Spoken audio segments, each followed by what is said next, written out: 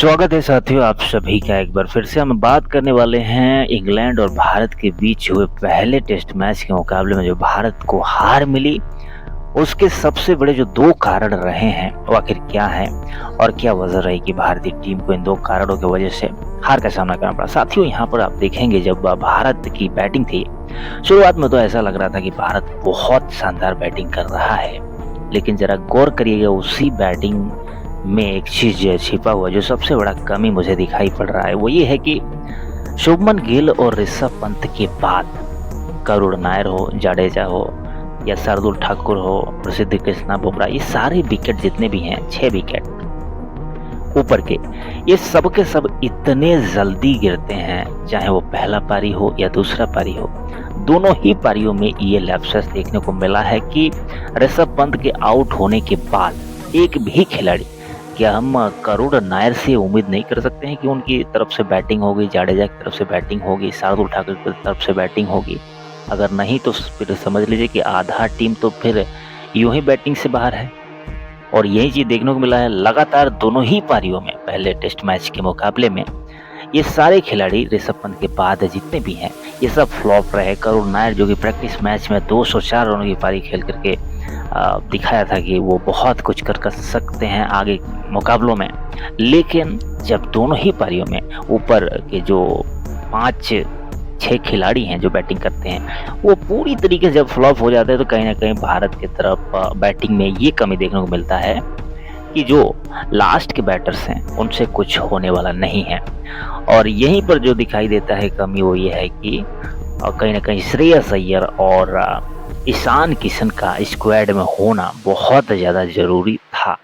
At least squad में तो रखना चाहिए। यहाँ पर तो श्रेयस अय्यर और ईशान किशन को स्क्वाड से ही बाहर कर दिया गया है पूरी तौर पर,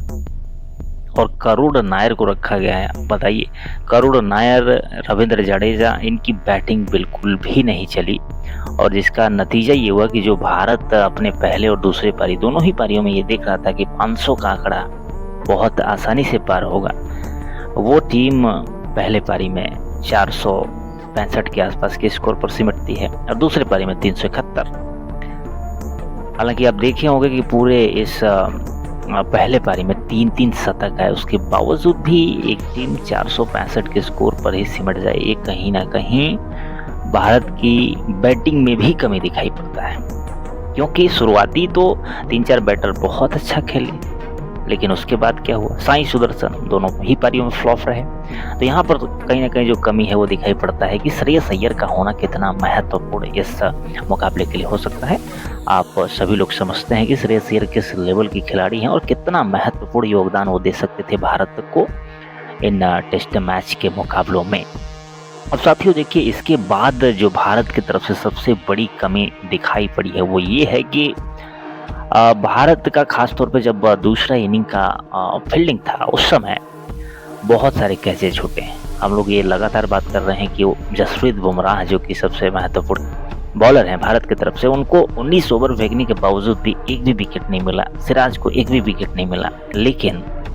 हम तो ये भी देखें कम से कम कि कितने कैचेज ड्रॉप हुए, चाहे वो सिराज हो या फिर जसप्रीत बुमराह हो, इनके ओवर्स में कैचेज बहुत सारे ड्रॉप हुए हैं। यशस्वी जायसवाल हो, शुभमन गिल हो या जाडेजा हो, इनके हाथों से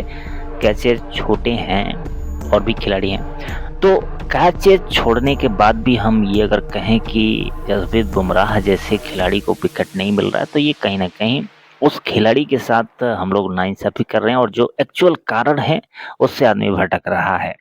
एक्चुअल कारण ये रहा कि भारत की जो दूसरी इनिंग की फील्डिंग रही वो कहीं ना कहीं बहुत फ्लॉप रहा। बहुत जल्दी इंग्लैंड की टीम को भारतीय टीम सिमटा सकती थी, लेकिन फील्डिंग ही एक वजह रहा कि भारत को 371 रनों का टारगेट होने के बावजूद भी हार झेलना पड़ा उस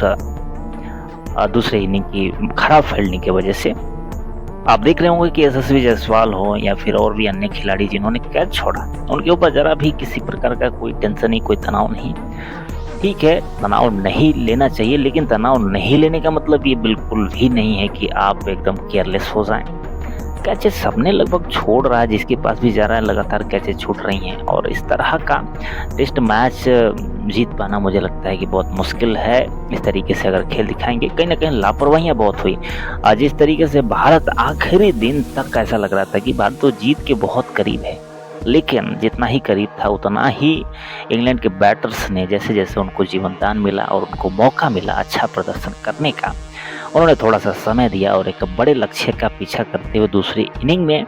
जो कि बहुत मुश्किल होता है 350 के ऊपर का लक्ष्य का पीछा करते हुए आखिरी दिन में जीत हासिल कर पाना, उसको करने में कामयाब हुए इंग्लैंड खिलाड़ी और लगभग ऐतिहासिक पारी इसको कहा जाएगा। और भारत जो कि अपने जीते हुए मुकाबले को कहीं न कहीं भारतीय खिलाड़ियों के ऊपर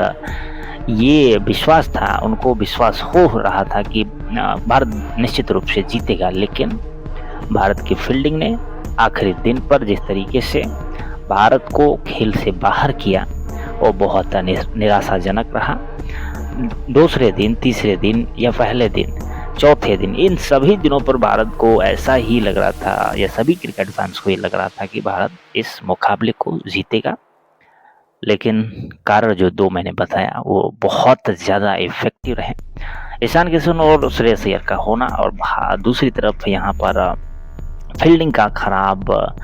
हो जाना, ये कहीं न कहीं बहुत मायने रखता है। फील्डिंग अगर अच्छा हुआ रहता तो कहीं न कहीं भारतीय टीम को जीत मिल सकती थी और बैटिंग में जो कि हम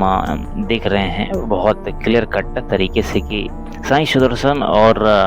यहाँ पर करुण नायर, ये 2 खिलाड़ी पूरी तरीके से फ्लॉप रहे हैं। इनके जगह पर श्रेयस अय्यर को कहीं न कहीं देखने की ज़रूरत थी भारतीय टीम मैनेजमेंट को। बहरहाल ये मुकाबला तो भारत हार ही चुका है। अगला मुकाबला जो है वो खेला जाएगा 2 जुलाई से, इसको देखना बिल्कुल भी मत भूलें। और मुझे लगता है कि आने वाले जो भी 4 मुकाबले और बचे हुए हैं, इतना सुनहरा मौका भारत को शायद नहीं मिलेगा कि भारतीय टीम इस तरीके से लगभग 4 दिन इंग्लैंड के ऊपर अपना जो है सिक्का एकदम जमा के रखे। ये बहुत कम हो सकता है। भारत को भले ही बाकी के 4 मुकाबलों में से 1 में या 2 में जीत मिल जाए, लेकिन इस तरीके का चांसेस और इस तरीके की जीत की जो उम्मीद थी वो शायद नहीं हो पाएगा।